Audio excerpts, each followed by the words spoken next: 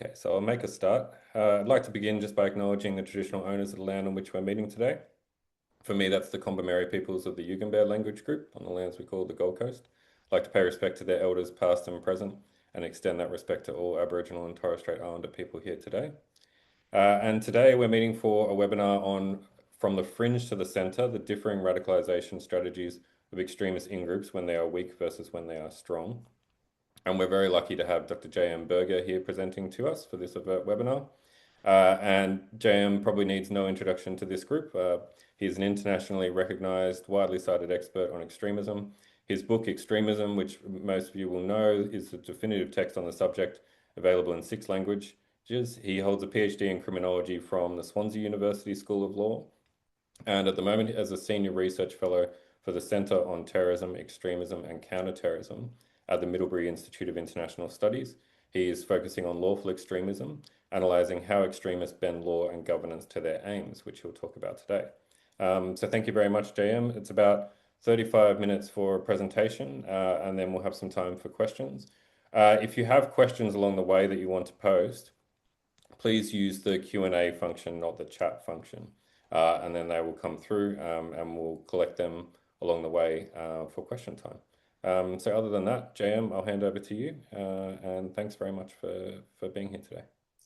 Thank you so much for having me. And I'm really excited to talk about this subject, which is sadly becoming very relevant to my life and to the lives of many people I know. So we're going to talk a little bit about extremist movements as they move from the fringes, where we have traditionally studied them in groups like al-Qaeda and ISIS, to the center of society.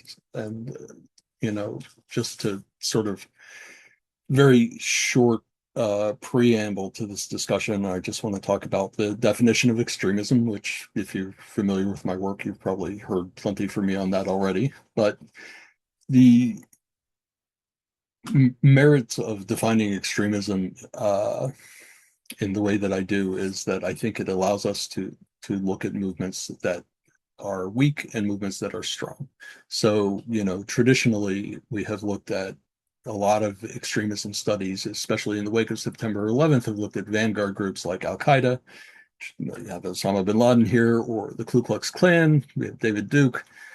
To some extent, we grapple with Nazi ideology as a manifestation of extremism, although typically, in the extremism studies space, we often talk about neo-Nazis rather than the Nazis. And then I think that there's a real value in expanding the aperture to groups that have similar kinds of beliefs, but who are not on the fringes of society. So, the 2 examples given here, on the left, we have Roger Taney, who is a former Supreme Court Justice of the United States, very famously wrote a decision called the Dred Scott decision that ruled that Black people could never be citizens of the United States on the basis of race. It's widely considered one of the worst Supreme Court decisions ever written, and the Constitution was amended to take it off the books. And then on the right is a figure who you may recognize from more recent kind of news, is Stephen Miller, who is an advisor to the President of the United States in the present day. And I think that, even he would probably tell you that he is an anti-immigration extremist. He would differ on whether that's a good thing or not. But, the fact is that he is extremely committed to ending immigration in the United States. And that is sort of the crux of what we want to talk about here today. So just to sort of quickly ground this in the definitional piece before we move on, there are basically 5 kinds of definitions of extremism that you find. If you're an academic, you're probably working with one of these 5. The first is, and up until fairly recently, the most commonly used definition is that extremists are people whose beliefs are far removed from the norms of the society that they're based in. So, you're a fringe group, basically, by definition.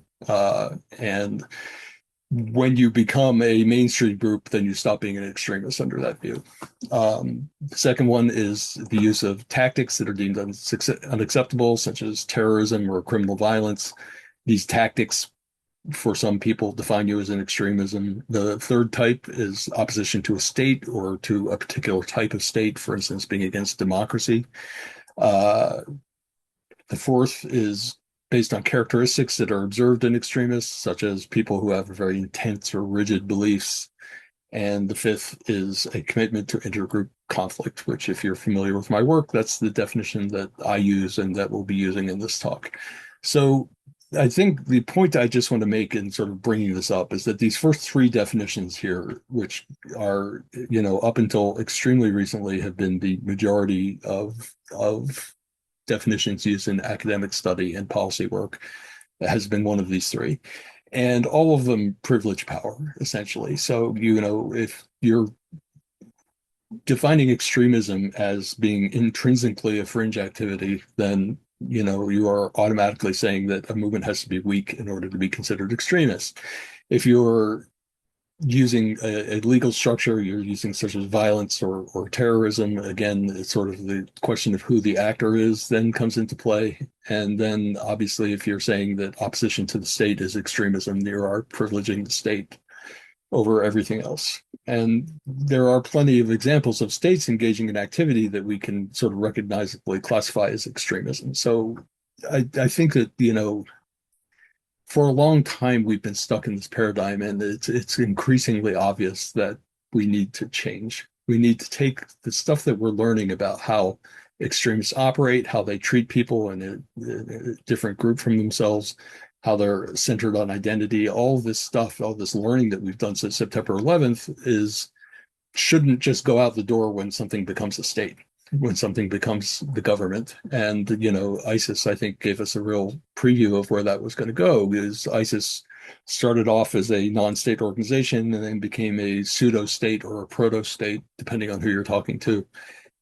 And it's changed its tactics in response. And so, I think that the key takeaway here is that extremists hold the same kind of core beliefs and core structure of society and structure of violence in society, but their tactics can be very different depending on whether they have public support, whether they have popular support, whether they're part of running a government.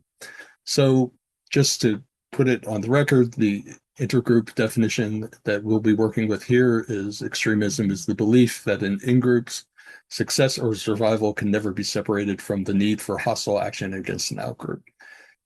You could take a whole half hour parsing this, which we're not going to do, but I'll just point to two key parts of this definition that are relevant to what we're talking about. Hostile actions. So actions that are taken by one group that have a foreseeably negative impact on another. So a hostile action may be violent, but it may be something else, segregation, discrimination.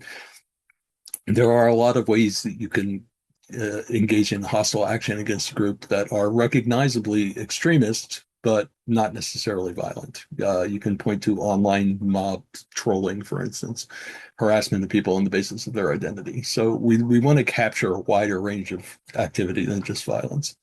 And then the second piece that's important is can never be separated. So the key thing that makes extremism versus, say, war or law enforcement is that you are defining your group's success based on the hostile action that is being taken against the other group. So you can never be successful if you're not engaged in that hostile action.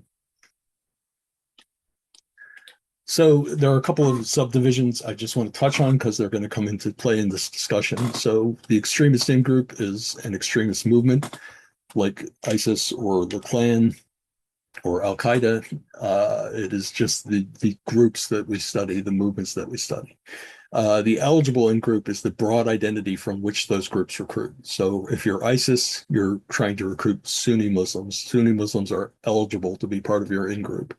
If you're the Ku Klux Klan, then you need to be a white Christian American. And so that makes you eligible to be part of the Ku Klux Klan. So eligibility typically is a much wider identity. It's not necessarily associated with the hostile action. It is the group from which an extremist group wants to win support, and also the group that the extremists want to dominate eventually. And then the third subdivision of the in-group is the ineligible in-group. And that's when people who are in the eligible in-group oppose the extremist in-group. The extremist in-group has to explain why that's happening. And their solution to that often is to say that the people who oppose them are not really part of the in-group. So, if you're ISIS, that means you Sunnis who oppose you are declared to be apostates. You're said to have renounced Islam and therefore it's eligible to be killed. If you're the Klan, you might refer to somebody as a race traitor for engaging in a marriage or a relationship outside of your race. So, to sort of set the scene for this discussion, there are four principles that I want to put out there to think about. First, extremism is a tool to organize and structure harm and violence. So we can say a lot of things about extremism, and people do. Say it's about hate. We can say it's about, terror. But really, whatever version of extremism you're talking about, it is a method to organize violence and to structure it. So when I say organize, the difference there between causing violence and organizing and structuring violence is that we can't say for certain that extremist beliefs cause people to be violent. There just isn't, for a lot of reasons, the complexities of the various considerations that come in and the wide incidence of other kinds of violence in society. We can't really say extremism causes people to become more violent than they would be if they weren't extremists. What we can say is that extremism structures that violence. So extremism tells you who is going to be harmed, who is going to be the subject of violence, and how they're going to be harmed. Extremists can be weak or powerful. So, the definition that I just blasted past at a very high rate of speed is intended to follow the movement through its life. So if you look at the Nazis as sort of the classical example of this, in the 1920s, the Nazis were a fringe group. They were an extremely small movement that did not represent the mainstream of society. When you get into the 30s and 40s, the Nazis become a plurality movement. They start to have 30, 40, 50%, not quite 50% most of the time, support in society. And more importantly, they take control of the levers of power. So some of these other definitions of extremism, you would have to stop thinking about the Nazis as extremists when they reach that zenith of their power. And I think that, it's pretty clear that the things the Nazis believed were the same, and the prescriptions, the structure of violence that they wanted to promote was the same. So what changes really is their tactical setting. And I think that, we want to keep them in this classification. We want to keep them in this category of extremism because there's value in doing comparative study between movements like this and other movements. So, the third principle then follows that. We want to really go through this life cycle with them. We want to say, like, this is an extremist movement. We're going to follow it through its ups and downs, and we're going to consider it to be the same type of group the entire time. So powerful and weak extremists have the same goals. They want the same structure of violence typically, but they embrace different tactics, different means of getting there, different kinds of messaging, and different kinds of ideological arguments. So the reason that this matters, the reason weak and powerful is important, is really comes down to a concept known as social construction. So social construction essentially holds that we understand the world, whether it's something that's factually true or whether it's the values that we hold. We understand them through others. We understand them in consultation with others. So I sometimes talk about this as the gut check. If you have a bad feeling that something you're doing is wrong, you might talk to somebody who's a trusted other to tell you, is my gut feeling about this right? Or do you think there's something else? All of this is really sort of pervades the ways that we know things. So for instance, you can look at what's been happening with vaccines over the last 20 years.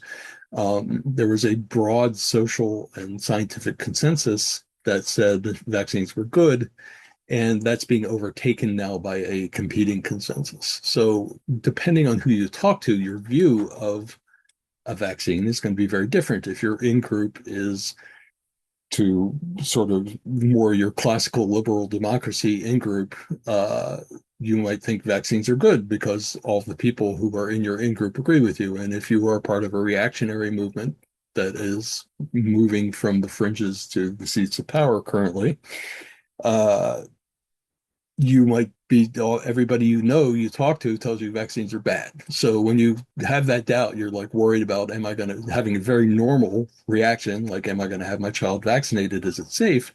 Who you talk to about that question is going to have a huge impact on what you know and what you believe.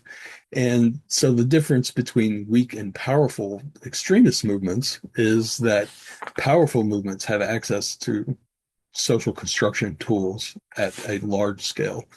And so the things that they do and the things that they say are going to be different because of that. So an extremist movement can be a fringe movement or it can be a prevalent movement. So a prevalent movement is a movement that's broadly got broad popular support, but maybe doesn't run things.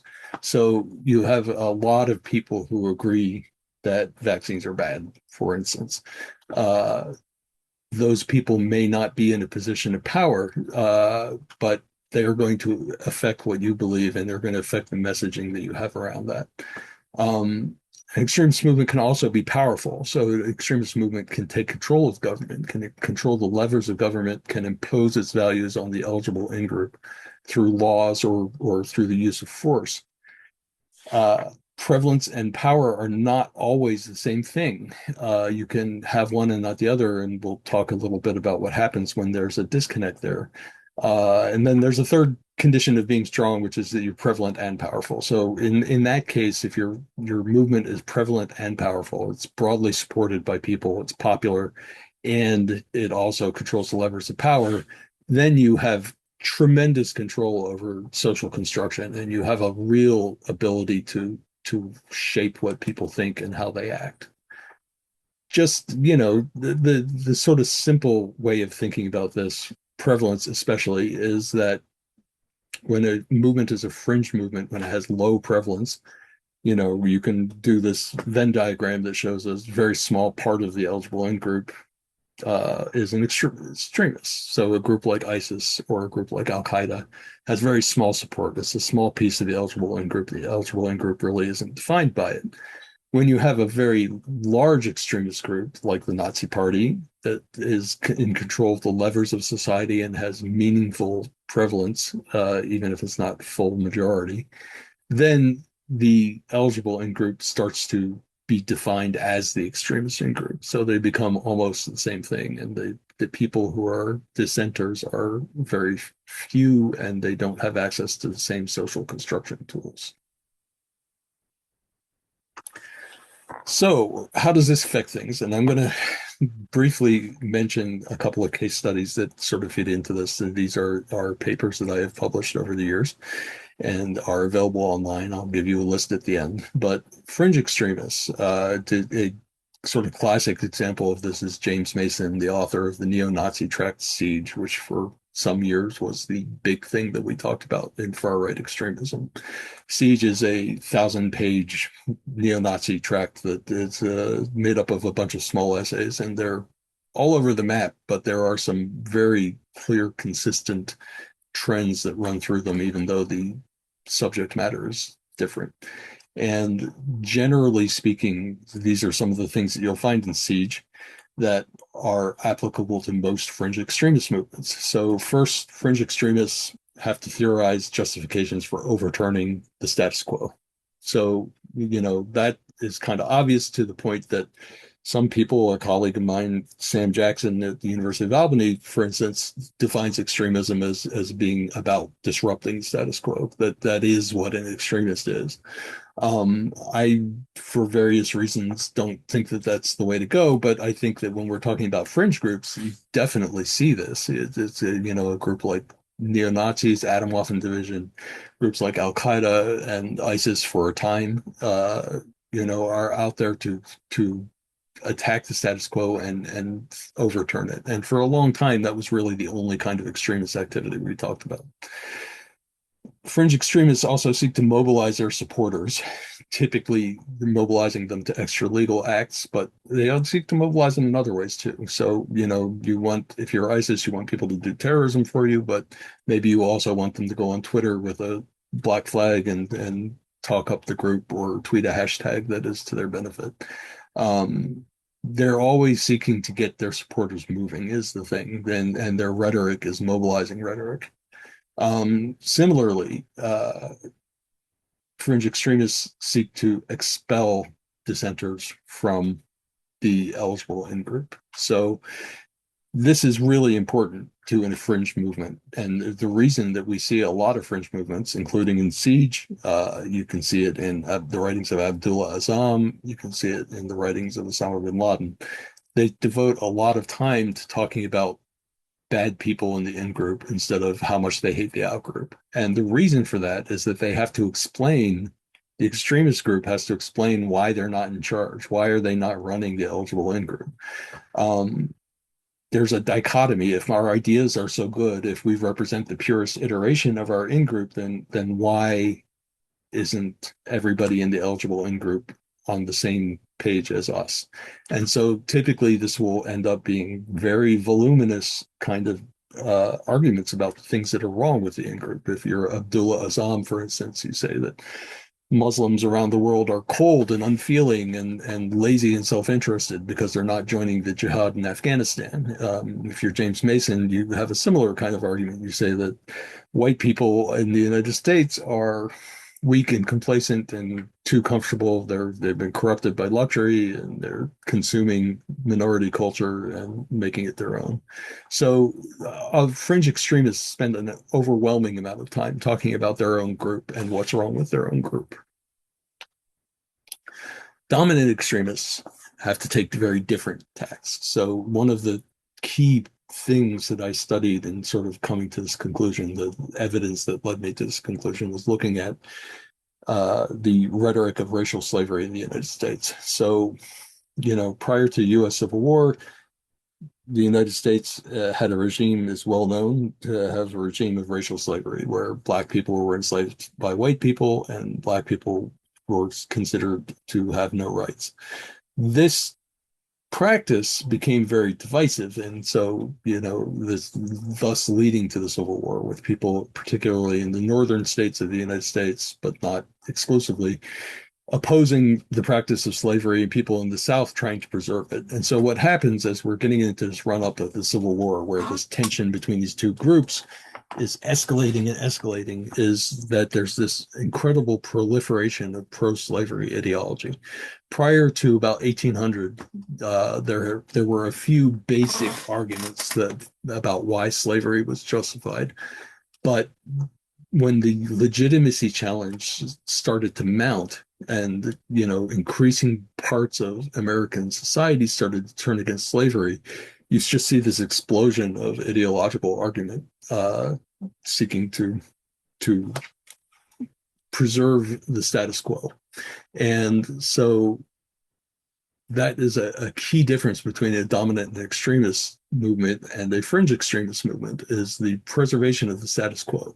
It requires different kinds of strategies. It requires different kinds of activities. So you want to downplay the in-group dissent. And when you're a fringe extremist, you have to explain why isn't everybody on the same page.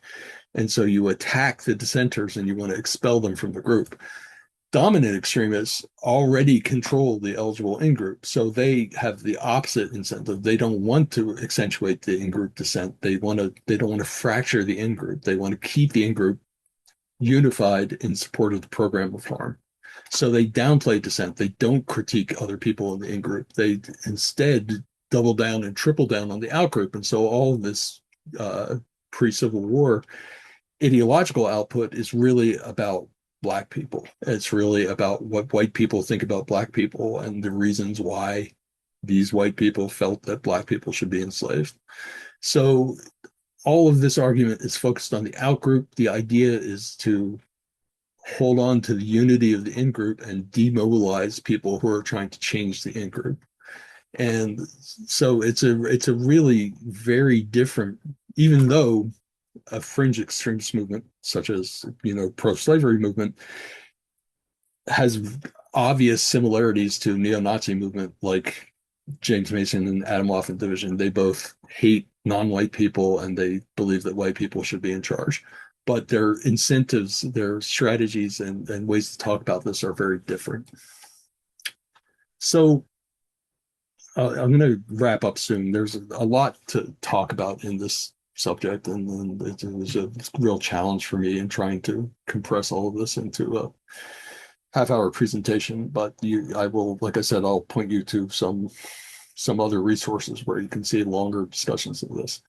What we are seeing right now in the United States in particular, but in other parts of the world too, is a real resurgence of extremism, particularly right-wing extremism. And what we can see in sort of observing this and living through it is that an ascending movement, a movement that's going from weakness to strength, is different from a movement from either a fringe movement or an established dominant movement. They have a different kinds of incentives. There's a huge amount of uncertainty that happens when a group's power and prevalence are moving in different directions.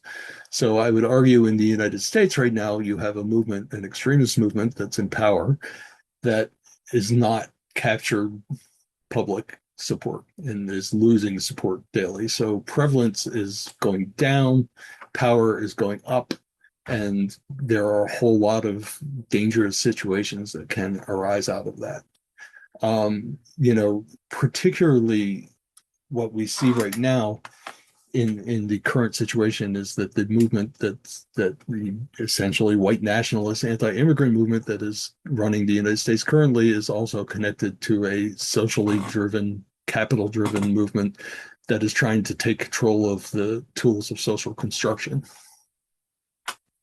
So things that are happening right now that we can kind of look at and we can understand as part of the transition from weak to strong, and it's not a complete transition. We haven't arrived at, full dominance yet, which is obviously gives us some hope to try and turn the tide back a little bit. First, there's a real impulse. What we're seeing in this case, and you can see some of this in historical cases too, is that you sort of swiftly want to implement your big program of harming the outgroup. Extremists typically genuinely believe that harming the outgroup is going to be good for the in-group, and even if it's not, they want to do that harm. Harming the outgroup is more important than helping the in-group. So they are going to do as much harm as possible while they have their hands on the levers of power. There's violent suppression of in-group dissenters. So a dominant extreme group is trying to preserve the status quo.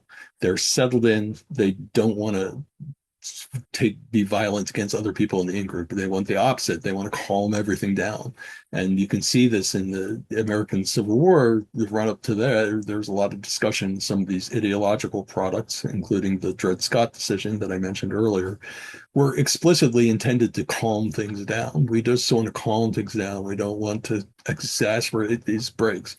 But if this movement's not in control, if it's not fully dominant yet, then they see in-group dissenters as a tremendous threat. And so they're taking violent or other kind of extreme measures to suppress that dissent. They double down on the fractures of the in-group because they want to make it the penalty for dissent so great that the in-group, the eligible in-group and the extremist in-group become one, as we saw in that Venn diagram. And one of the ways they do that is to seize this tools of social construction. So there are very obvious tools of social construction that we are seeing the current administration in the United States take control of, and that includes news media, news outlets, that includes entertainment companies, social media, obviously, but also the courts. So the courts and the law are tools of social construction. So law, there's a fairly good body of work on this in sort of legal scholarship. Law is ideology. when you write a court opinion in particular, you are writing an explanation of why a law is just and right. And that is a persuasive document. It's meant to convince people. That's why the Dred Scott decision is considered such a failure, because it was meant to convince the public that slavery was just and right and had to be maintained. And it failed at that very dramatically. So the situation that we can see when an extremist group is rising to take power is that, they're going to take a big swings at the out group. They're looking for really to do the most harm they can in the least amount of time, just in case they can't land the plane, just in case they can't take control. Then they will at least have done a lot of the thing that is most important to them, which is causing harm. They're going to try and violently and forcibly, use other softer forms of coercion to expel dissenters from the in-group, or to cause them to stand down and be quiet. And then they are going to just try and overwhelm the media with their message, and to redefine reality by getting as many media outlets as possible to repeat the things that they want to be true. And that's exploiting social construction, because when we go to find out if something's true, we're going to you might go look at CBS News, for instance, in the old days. And CBS News is not the same semi-objective arbiter of reality that it used to be. It is now a partisan tool. And so the more information sources that are able to control and to harmonize their message on, the more social construction, the human impulse to check your assumptions against your gut feelings, against what other people think and see. Every time that you go to one of those outlets, it's under that control. So just going to zoom through a couple of things. Oops. Okay. I am going to stop talking now, and then what I will do before we get to the end of this presentation is I will put some recommended reading up on the screen with a share. But I think we're right about the time we want to start the Q&A right now. So Thanks, Jam. There is a little bit more time until 10 past if you want to put those slides up now, and also while we wait for some questions to come through anyway, if you want to take the time. Okay. Yeah, then people can have a bit of a list. I'll give you a couple of seconds to do that, and then we can start the discussion. Clicking my buttons. But thank you very much. That was fascinating, and overlap with a lot of what people are looking at the moment. I can see we've got one question has come through to the Q&A. If you have any questions for JM, please put them through, and please use the Q&A function rather than the chat function. So I suppose I can start with Gordon's question, which is how does the tech elite fit into what you're talking about? So he's given the example of Peter Thiel, but we could think of Elon Musk or others as well. Yeah. Yeah. Yeah. No, I mean, what we're seeing, some things about some of the things that we've seen in this as this administration is rolled out have been predictable, and some of them have been surprising. And what I would say is that, that the lack of institutional resistance to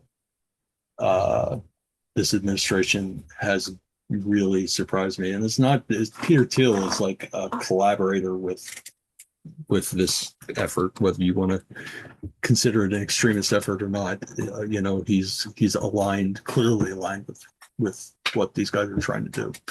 And what I think is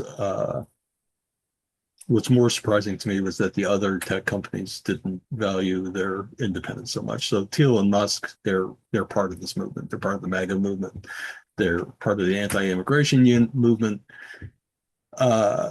But Zuckerberg and Bezos were not so obviously allies of this. And so I was pretty surprised and dismayed to see how many of these companies were just willing to roll over, that they, essentially, when you think about capitalism and you think about the power of capital, you think about, capital as money and money as power, and that the reason you have money, you accrue money, is so that you can exert power. And so, what I didn't expect was to people with this much money to just stand aside and give up their power.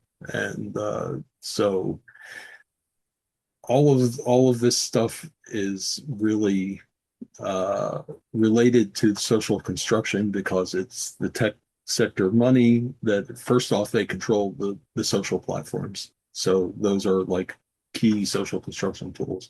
And then secondly, they're buying the traditional media. So they're buying Paramount and Warner Brothers and CBS News and bankrupting other things and Washington Post. And so, all of this money is really, they're aligned with this kind of extreme nationalist, anti-immigration movement. And then there are, people in the administration, I think, are pretty unambiguously white nationalists, whereas I think some of these tech leaders maybe don't care about that so much. But I can't really rule it out. I don't know what's in their hearts, but they're clearly making it part of they're making themselves part of it, for better or for worse. So they're going to have to live with that, the consequences of that eventually. Thank you. The next question's from Shannon Zimmerman. She asks, how does this approach work for the more grievance-based types of violent extremism? For example, high levels of misogyny leading to male supremacist violence. So I think, misogyny is definitely a very clear through line in a lot of this stuff. And anybody who's worked on extremism for very long has seen that, identity-based movements often have a strong misogynistic component, whether it's a primary component or a secondary component. My theory, and I at some point write about this, but probably not soon because there's so many things to write about. I believe that there's probably an early childhood kind of explanation here, that how you are taught about gender is really how you're going to learn about in-groups and out-groups. The first in-group and out-group that anybody is exposed to typically is gender. The first expectations that are laid on you about how you're going to behave, the first group that you're told you're part of and that you're not a part of a different group, is boy and girl. And so I think there's probably some good work to be done in this space, really looking at early childhood development and people who are prone to extremism, and try and understand how those things relate to each other. But I would say that there's, all of these movements, and certainly the movement that the United States is dealing with right now is definitely a male supremacist movement. I mean, there's unambiguously, they're trying to redefine where women stand in society. And, that's, in as much as, I can't say that I'm like a real ray of sunshine in terms of optimism these days, but in as much as there is some hope, I think that's an area where they've definitely overplayed their hand. I don't think that the male supremacist views, in a very overt extreme male supremacist views, are as prevalent as they think they are. They're taking more kind of pedestrian sexism and extrapolating that to be something a lot more than what it actually is. So I think that social resistance to this, and I think we'll see more of that hopefully as things progress. But this is a bad time.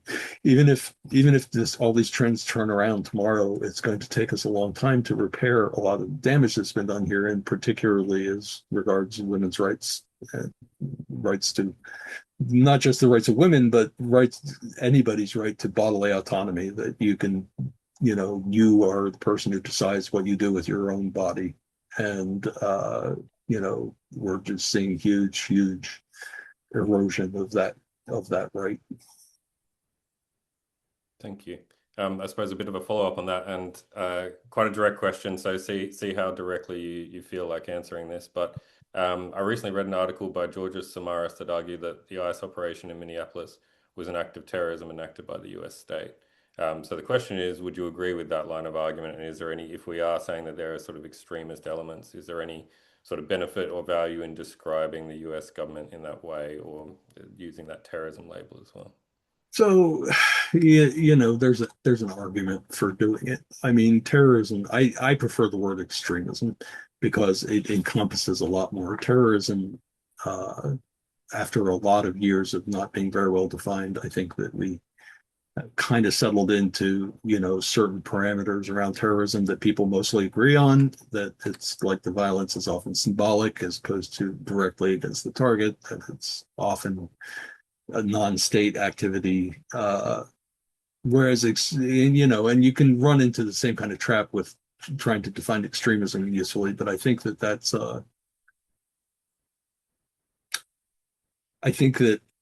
there's more room to work with the definition of extremism for a couple of reasons. One is that there's a lot of things that extremists do that are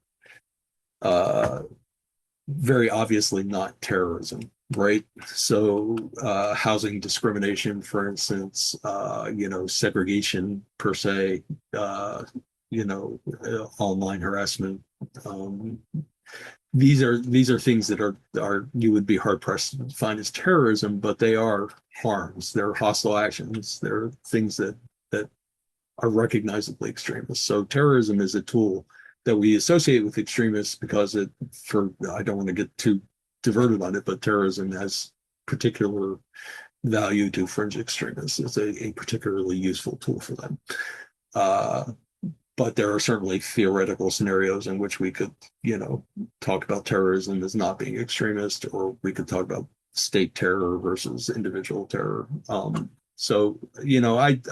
don't fault anybody for describing what the government's doing as terrorism, and I understand why people might want to, and as an academic, in derogatory sense, I want to have a definition of terrorism that's pretty specific and not vary from it. So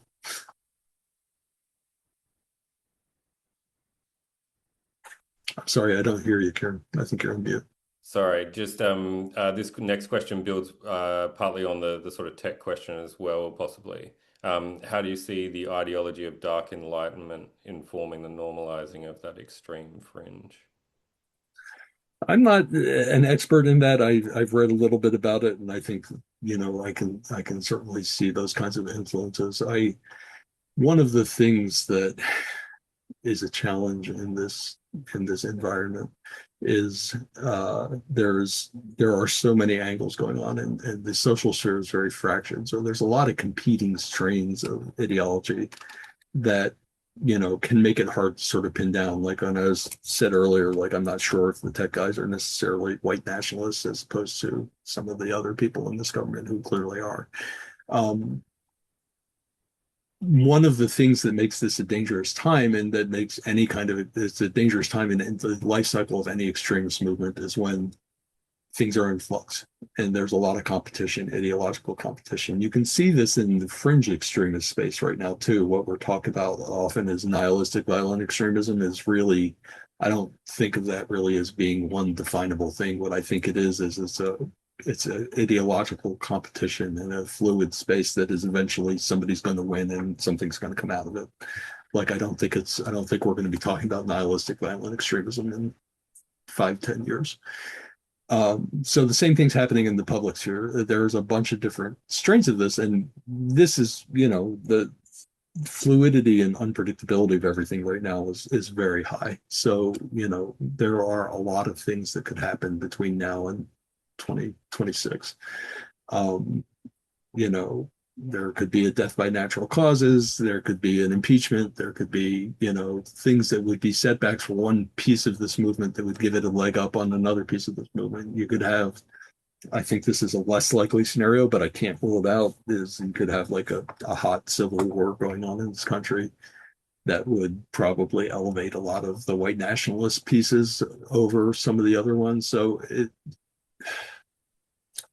I don't know who's going to win. I do know that, I think that, when we talk about the dark enlightenment stuff and the tech sort of, a lot of the stuff that like Gil Duran and other people are talking about in the tech space ideologically, that there's almost no scenario in which all of those guys lose all of their money. And so it's gonna be a real challenge to get those ideas out of the water. Definitely. We have a question about countering these sort of democratic majority rule systems where they are extremists, but I might finish on that one and sneak a couple in the meantime. But please also, any more questions, please let them come through. I suppose I'm wondering also, and this goes to some of those values maybe around misogyny and different aspects as well. How do you think of historically when norms have changed over time, like whether that's sort of, whether we're going back to slavery or when homophobia was institutionalized? So how at different times can we think of different regimes as extremist when there is those sort of shifting sands in terms of values or out groups as well? Yeah, Roger Taney, who wrote the Dred Scott decision that institutionalized white supremacy as the law of the United States. People often talk about him as sort of being a man of his time, is the phrase. And that phrase is so endemic that there's actually like a play written about his descendants, one of his descendants talking, one of the descendants of Dred Scott, that's called A Man of His Time. And so I spent quite a bit of time on this in the Dred Scott paper that we published at CTEC, on lawful extremism, because I thought it really is an important thing to talk about. So first off, defining extremism, as this in-group, out-group kind of dynamic gets you around some of this stuff from getting into these kind of weird, squishy arguments about things based on what the norms of the day were. If an in-group believes that it must be engaged in a set of program of harm against an out-group, that makes it extremist, and it doesn't really matter whether it's powerful or weak. So that kind of helps clarify some of that. But more importantly, there are like a bunch of ways that sort of man of his time framing fails. And the first off is that the men of the time that are being used to make that measurement are specifically like white males. Like they're not the only people who are alive then. Black people didn't get a vote in what was happening in that society, but their opinion should matter to us looking back at that. So there's that piece. The other piece is that, slavery was not by any means universally acclaimed. There were plenty of people who stood up against slavery from the very beginning of the American democracy. And those people also, the fact that those people existed and that they were able to make a principled stand on slavery suggests that people of that time have the moral discernment to understand that slavery was bad, just not all people of that time. And then, just sort of the cherry on top of this is that Roger Taney himself, when he was a young man, argued a case in court on behalf of a slave that he said that slavery was a blot on the nation, and he freed his own slaves sometime after that, only to somehow come around to this incredibly strong pro-slavery position while he sat on the Supreme Court. So even Roger Taney knew better than Roger Taney. So I think that man of his time kind of framing is something that I'm hoping that a lot of this work can really move us away from that. Thank you. I've also been thinking along the way about lawfare. I wondered how much through what you've been looking at, you've seen that concept of lawfare. I mean, it's a pretty loose term as well. I've seen it applied from everything from your sort of drone strikes in Pakistan to also how terrorist organizations respond to those strikes, also sort of eco litigation and sort of litigious eco groups and whatever. So lawfare is not necessarily one clear thing, but how do you have you thought about that along the way, and how what you're talking about, this sort of lawful governance of extremism versus lawfare, has that come up at all? I think, they're related concepts, but they are slightly different. I mean, lawfare seeks to exploit the law for a particular goal. Like I guess my understanding of lawfare, which may or may not be correct, is that you can use lawfare for good or for ill. Whereas lawful extremism is, you know, it can proceed from the laws of the land without there being a campaign or without it being like, that kind of exploitation of loopholes kind of thing. So slavery, for instance, was written into the Constitution of the United States from the very beginning. So there wasn't, it wasn't instituted by lawfare or maintained by lawfare, but it was maintained by the law and implemented by the law. And, in other cases, we see things that are, when I think of lawfare, I think of like going into the courts and suing somebody to try and make them do what you want. So a lot of what we have in the history of lawful extremism is more about rewriting the laws. So, the Chinese exclusion in the late 1800s, the United States banned immigration from China out of largely racist, actually not largely, like unambiguously racist reasons. They didn't want Chinese people to come to the United States, and that there were some attempts to sort of do the lawfare approach where you like sue to try and force this or that to happen, and those failed. And so instead, what the advocates of Chinese exclusion did is they decided to rewrite the laws, and they engaged in a very broad campaign that used both. And this is sort of points to some of the ambiguity around, terrorism, government terrorism too, is there were extremists, basically terrorist groups, doing attacks on Chinese people and businesses that supported Chinese people. And those attacks were synchronized with a political campaign, which said these attacks are terrible and the only way for them to stop is to ban Chinese immigration. So, there's a real the complexity of society, once we get out of that terrorism, just straight terrorism framing of, somebody in a cave or a backfield and, burning across. Once you start moving and swimming in the waters of wider society, then there's like a lot of more complex kinds of behaviors that can emerge. Yeah, definitely. I think that's one, and this might lead into the final question as well, but that's one thing I've been thinking about is if we're talking about sort of extremist views or ideologies being part of a dominant system, sort of with governance and law in there, how do we think about sort of illegitimate uses of that system or the law compared to illegitimate ones, or illegitimate versus legitimate, sorry. So for example, like we've had citizenship stripping in Australia as part of our terrorism responses.